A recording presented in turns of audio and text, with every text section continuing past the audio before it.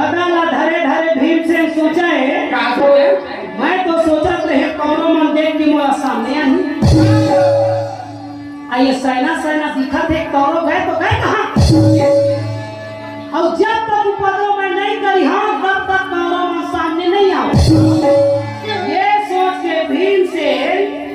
कौनो के रथ पांडव जब देखे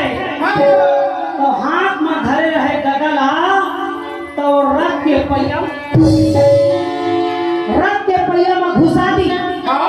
रथ और घोड़ा दोनों हटा ताकत भर भीम से अपना भुजा बढ़ावे